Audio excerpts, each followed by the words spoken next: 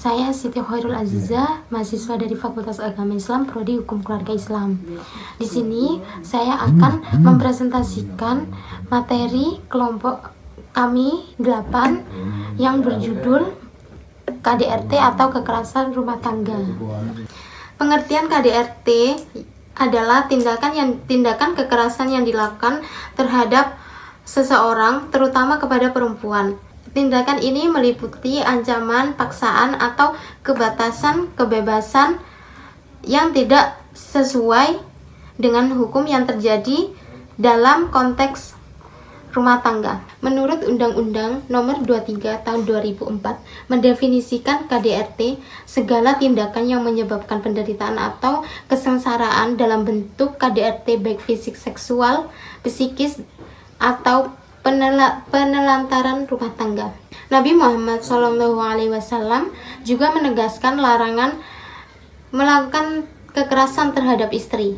Dan sesungguhnya dalam tulang rusuk itu ada kebengkokan, maka nikmatilah kebengkokan itu, terutama perempuan dalam lingkup rumah tangga. Topik selanjutnya yaitu latar belakang terjadinya KDRT.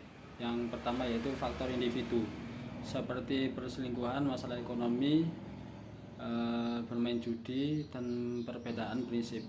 Yang kedua yaitu faktor keluarga, seperti permasalahan anak, masalah orang tua, masalah-masalah keluarga yang lainnya. Yang ketiga yaitu faktor sosial, seperti mabuk, pernikahan dini, dan kecemburuan terhadap masa lalu.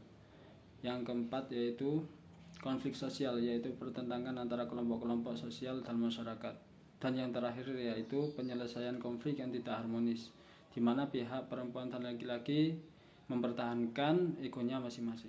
Baik teman-teman, saya akan melanjutkan presentasi dari teman saya, yakni saya membahas tentang bentuk-bentuk KDRT. Bentuk-bentuk KDRT itu ada 4 teman-teman.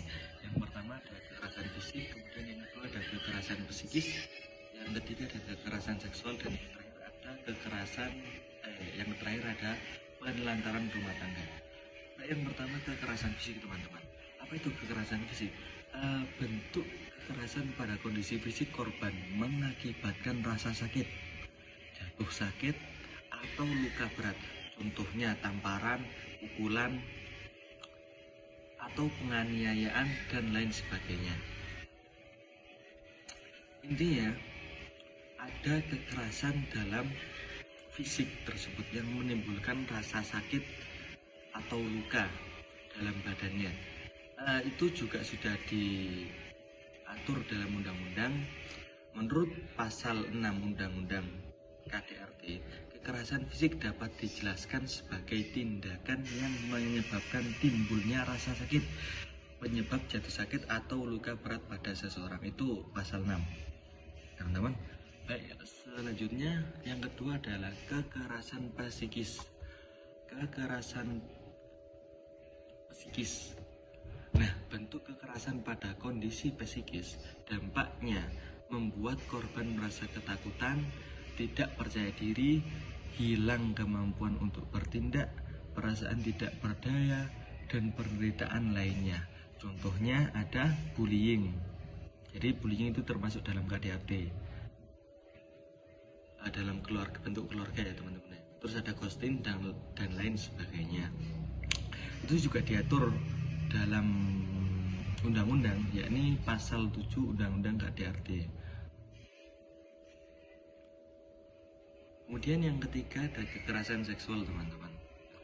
Kekerasan seksual, bentuk kekerasan dalam konteks seksual meski sudah memiliki hubungan yang sah, seperti halnya suami istri. Pemaksaan hubungan seksual adalah dilarang dan termasuk dalam bentuk kekerasan teman-teman. Kalau menurut undang-undang KDRT, yakni pasal 8 undang-undang KDRT merujuk pada tindakan pemaksaan hubungan seksual yang dilakukan terhadap seseorang yang tinggal di dalam lingkup rumah tangga, itu teman-teman. Kemudian yang terakhir teman-teman, yang nomor 4, bentuk-bentuk KDRT yang nomor 4 adalah penelantaran rumah tangga teman-teman. Nah, penelantaran rumah tangga tindakan penelantaran orang dalam lingkup rumah tangga merupakan bentuk kekerasan dalam rumah tangga. Selain itu, pembatasan atau larangan untuk bekerja yang layak sehingga korban berada di bawah kendali seseorang dan mengakibatkan tergantungan ekonomi. Jadi mengakibatkan ketergantungan ekonomi juga termasuk dalam penelantaran rumah tangga, gitu teman-teman. Kalau di pasal 9 Undang-Undang KDRT mengatur bahwa penelantaran rumah tangga dapat dijelaskan sebagai tindakan di mana seorang tidak memenuhi kewajiban memberikan kehidupan, perawatan, atau pemeliharaan kepada orang yang berada dalam lingkup rumah tangganya, meskipun secara hukum atau persetujuan mereka memiliki ketergantungan tanggung jawab tersebut. Begitu teman-teman. Itu adalah bentuk-bentuk KDRT teman-teman. Selanjutnya akan dilanjutkan oleh teman saya teman-teman. Terima kasih. Saya akan melanjutkan pembahasan yang telah dijelaskan oleh rekan saya tadi. Kemudian di sini ada dampak KDRT terhadap keluarga. Dampak pertama akan terjadi pada anak. Anak yang menyaksikan KDRT dapat merasa terancam, takut, cemas, dan trauma berat.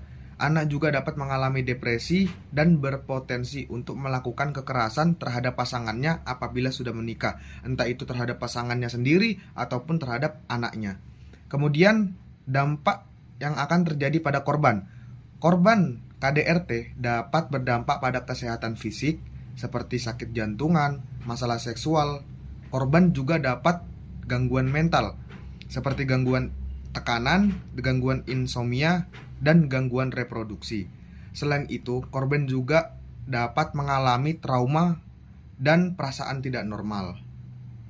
Kemudian, ada solusi agar tidak terjadinya KDRT dengan adanya musyawarah terhadap keluarga atau saling terbuka jika ada masalah. Dan yang pasti, tidak mementingkan ego sendiri di saat musyawarah sedang berlangsung dengan keluarga atau berbicara dengan hati yang dingin. Kemudian, kesimpulannya adalah kekerasan dalam rumah tangga atau yang sering disebut dengan KDRT adalah tindakan kekerasan dalam keluarga yang meliputi kekerasan fisik, kekerasan psikis, seksual, dan ekonomi dengan dampak serius pada korban, anak, dan masyarakat. Penyebabnya itu beragam, seperti masalah ekonomi, budaya, patriarki, dan gangguan psikologis. KDRT diatur dalam Undang-Undang Nomor 23 Tahun 2004 tentang PKDRT yang memberikan perlindungan hukum bagi korban dan sanksi bagi pelaku. Pencegahannya dan penanganan KDRT memerlukan edukasi masyarakat, perlindungan korban, dan penegakan hukum yang tegas untuk menciptakan keluarga yang harmonis dan bebas dari kekerasan. Mungkin hanya ini saja materi yang dibahas oleh kelompok kami. Jikalau ada salah, mohon dimaafkan. Sekian dari kami, terima kasih. Assalamualaikum warahmatullahi wabarakatuh.